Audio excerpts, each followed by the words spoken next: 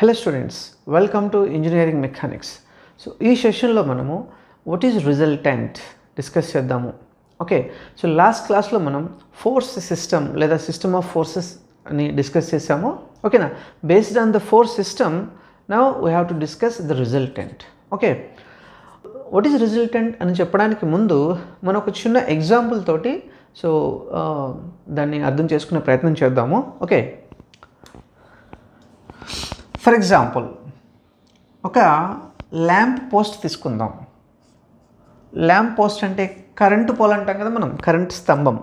Okay, street light ఉంటాయి కదా, ఇది అనుకుందాము.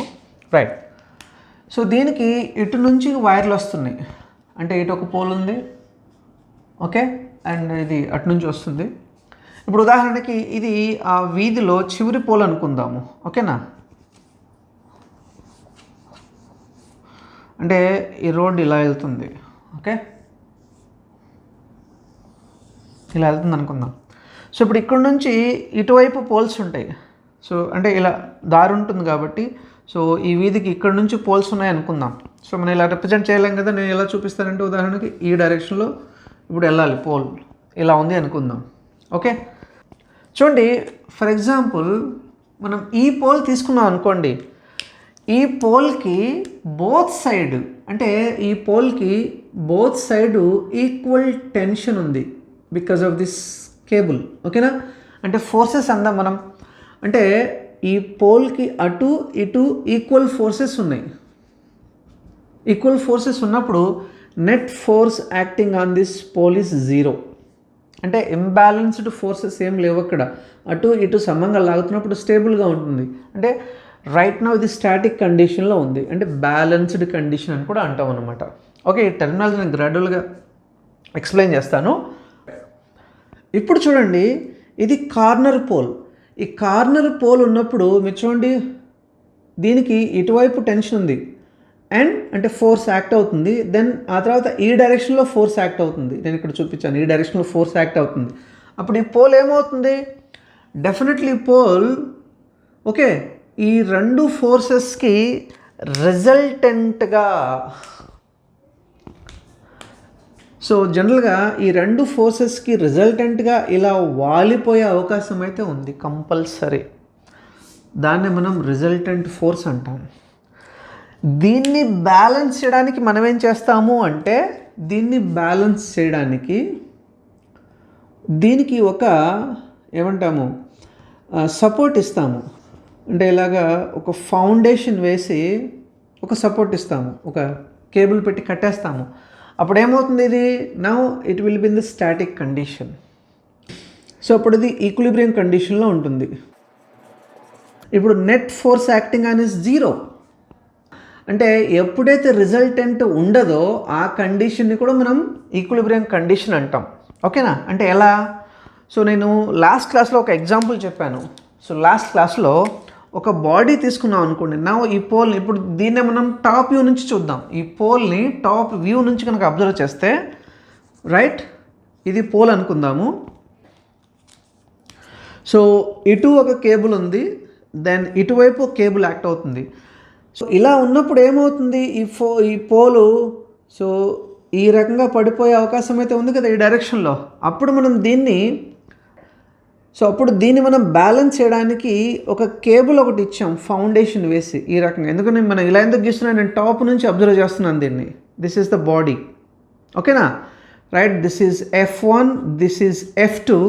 సో ఈ రెండు ఫోర్సెస్ కారణంగా మనకి పోల్ ఇటు వాలిపోయే అవకాశం ఉంది కాబట్టి అది రిజల్టెంట్ డైరెక్షన్ అవుతుంది. ఎందుకంటే ఒకే పోల్ ఉందనుకోండి, అంటే ఒకే తీగ ఉందనుకోండి, ఈ ఒకే వైర్, అంటే టెన్షన్ అటువైపు ఉన్నప్పుడు ఏమవుతుందంటే ఓకే F1 అండ్ F2 ఇలా ఉన్నప్పుడు పోల్ ఆ దిశగానే పడిపోయే అవకాశం ఉంది. బట్ ఎప్పుడైతే wire normal to the board, అంటే ఇటువైపు లాగామో అప్పుడేమవుతుంది, అటు కాదు ఇటు కాదు, ఇలా మధ్యస్థంగా వెళ్ళిపోయే అవకాశం ఉంది, వాలిపోయే అవకాశం ఉంది. సో దాన్ని మనం రిజల్టెంట్ డైరెక్షన్ అంటాం. అంటే ఈ రిజల్టెంట్ ఎంత ఉంటుంది అంటే, the magnitude of the resultant that is equal to F1 plus F2. రిజల్టెంట్కి డెఫినేషన్ కూడా అదే ఉంటుంది. సో జాగ్రత్తగా వినండి ఇది. ఓకే, చూడండి, ఎప్పుడైతే రిజల్టెంట్ అంటే మనం సపోర్ట్ ఇస్తాము, రిజల్టెంట్ ఉన్నప్పుడు ఏంటి దీన్ని బ్యాలెన్స్ చేయడానికి మనం ఎక్స్ట్రా సపోర్ట్ ఇస్తాం, దీన్ని F3 అందాము, F3. ఓకేనా? సో ఇప్పుడు ఈ సపోర్ట్ ఇచ్చినప్పుడు ఈ పోల్ ఈక్విలిబ్రియం కండిషన్లో ఉంటుంది. అంటే నెట్ ఫోర్స్ యాక్టింగ్ అనేది 0, అంటే some of the forces acting అనేది 0, అంటే F1 plus F2 plus F3 is 0. ఎలా అంటే ఉదాహరణకి ఒక బాడీ నేను ఇటువైపు లాగాను అనుకోండి. సో లాస్ట్ క్లాస్లో ఎగ్జాంపుల్ చెప్పాను, ఒక బాడీ నేను ఇటువైపు లాగాను అనుకోండి F1 ఫోర్స్ తోటి, అదే ఫోర్స్ తోటి నేను ఇటువైపు, అంటే ఇది ఒక కోఆర్డినేట్ సిస్టమ్ కనుక అనుకుంటే ఇది +x -x, అంటే ఇది ఒకే ప్లేన్ మీద, ఇది వెరీ వెరీ ఇంపార్టెంట్, అదే ప్లేన్ మీద నేను ఫోర్స్ యాక్ట్ చేస్తున్నాను. అప్పుడు ఏమవుతుంది, ఇది ఎంతైతే ఫోర్స్ ఉంటుందో ఇది అంతే ఉన్నప్పుడు ఏమవుతుందంటే ఇది +F1 అవుతుంది, ఇది -F1 అవుతుంది, దట్ ఈస్ 0. అంటే net force acting on this body is 0. Okay, అప్పుడు ఇది మూవ్ అవ్వట్లేదు, ఎటు మూవ్ అవ్వట్లేదు. So that is an equilibrium condition. దీన్ని ఈక్విలిబ్రియం కండిషన్లోకి తేవడానికి మనం F3 ఇవ్వాల్సి వచ్చింది. సో అంటే ఈ బాడీని ఈక్విలిబ్రియంలోకి తేవడానికి మనం ఏదైతే ఫోర్స్ని ఇచ్చావో దీన్నే మనం ఈక్విలిబ్రాంట్ అంటాం. ఈక్విలిబ్రాంట్, the force which bring the system in equilibrium is called equilibrant. This is very very very important to understand, right? Okay, I hope you got it. Now ఇప్పుడు రిజల్టెంట్ ఏంటో చూద్దాం. Resultant is equal to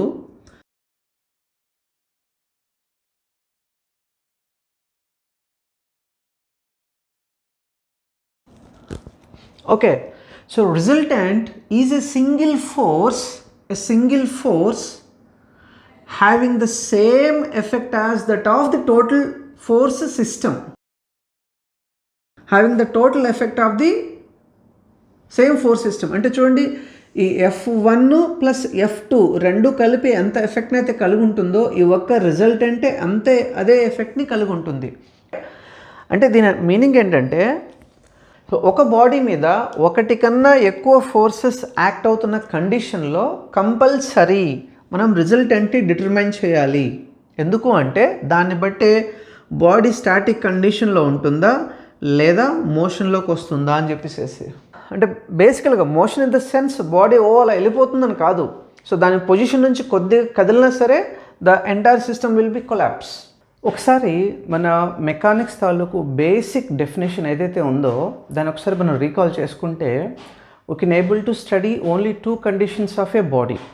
Engineering mechanics describes the condition of the body in term of the state of rest or in a motion. Okay, అంటే ఒక body మీద force system act అవుతున్న కండిషన్లో మనము ఆ బాడీ తాలూకు 2 కండిషన్స్నే మనం స్టడీ చేయగలం as per the mechanics, because we are dealing with rigid bodies. Okay, rigid అంటే ఏంటి, ఎంత ఫోర్స్ యాక్ట్ చేసినా అది డీఫామ్ అవుతూ.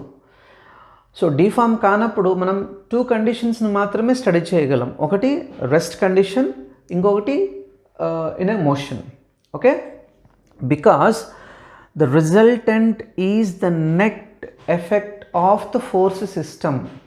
Okay, right. సో కాబట్టి ఇక్కడ ఇప్పుడు మనం పోల్ని ఇక్కడ బాడీ అనుకుంటున్నాము. అంటే ఈ పోల్ మీద నెంబర్ ఆఫ్ ఫోర్సెస్ యాక్ట్ అవుతున్నప్పుడు మనం దాన్ని అనలైజ్ చేయాలి. అంటే ఇప్పుడు మనం పోల్ ఉండాలి మనకి కంపల్సరీ. సో అప్పుడు నెంబర్ ఆఫ్ ఫోర్సెస్ యాక్ట్ అవుతున్న కండిషన్లో ఇది స్టేబుల్గా ఉంటుందా లేకపోతే అన్స్టేబుల్గా ఉంటుందా. ఓకే, సో డెఫినెట్గా మనకి 2 వేస్లో, ఎందుకని ఒక బాడీ మనం తీసుకుంటే ఇక్కడ ఫోర్స్ యాక్ట్ అవుతున్నప్పుడు ఈ డైరెక్షన్ ఆఫ్ ఫోర్స్లోనే ఇది మూవ్ అవుతుంది ఇన్ కేస్ ఇది మూవ్ అయితే, రైట్. అదే మనకు ఫోర్స్ ఈ రకంగా కూడా ఇలా 2 వేస్లో యాక్ట్ అవుతున్నప్పుడు ఇది ఇటు వెళ్ళక ఏమవుతుందంటే ఆబ్వియస్లీ రిజల్టెంట్ డైరెక్షన్లో వెళ్తుంది. అంటే ఫలిత శక్తి అంటాం కదా, ఎందుకని ఇది ఒక పర్టికులర్ డైరెక్షన్ ఉంది, అప్పుడు అది అటే వెళ్తుంది, ఇది ఒక్క ఫోర్సే ఉన్నప్పుడు. కానీ మనం ఇక్కడ ఇంకో ఫోర్స్ కూడా యాడ్ చేసాము. ఇలా చేస్తున్నప్పుడు అది ఇది కాకుండా జస్ట్ ఈ డైరెక్షన్లోకి వెళ్తుంది అనమాట. సో దాన్ని మనం రిజల్టెంట్ అన్నాం. ఇది ఎంత ఉంటుంది అంటే ఈ 2 కలిపితే ఎంతైతే ఎఫెక్ట్ ఉంటుందో ఇది ఖచ్చితంగా అంతే ఉంటుంది. ఓకే, సో మనం ఇక్కడ అందుకు గాను రిజల్టెంట్ ఏ డైరెక్షన్లో ఉందో డిటర్మైన్ చేసి ఓకే ఇది ఇటువైపు కొలాప్స్ అయ్యే అవకాశం ఉంది అని మనం అర్థం చేసుకుని దాన్ని ఏం చేస్తాం, ఒక సపోర్ట్ని ప్రొవైడ్ చేసి then we try to be in static condition or equilibrium condition. Okay, because చూడండి ఇన్ కేస్ అంటే ఇది ఇప్పుడు స్టాటిక్ కండిషన్ ఎలా అంటే మనం ఒక ఎక్స్ట్రా సపోర్ట్ ప్రొవైడ్ చేయాలి. అంటే బేస్డ్ ఆన్ దిస్ మనం ఇది అర్థమైంది, అంటే రిజల్టెంట్ని బట్టి మనం సపోర్ట్ ఇవ్వాలి ఇక్కడ అర్థమైంది. Otherwise the pole will be collapse, పడిపోతుంది అది. ఓకేనా, సో అందుకు గాను మనం కంపల్సరీ రిజల్టెంట్ని ఐడెంటిఫై చేయాలి. Right, I hope you got it what is resultant. So ఈ రిజల్టెంట్ని మనం ఏ మెథడ్లో ఫైండ్ అవుట్ చేస్తాము అనేది will see in the next class. Okay, and if you have any doubt so just comment below. Thank you.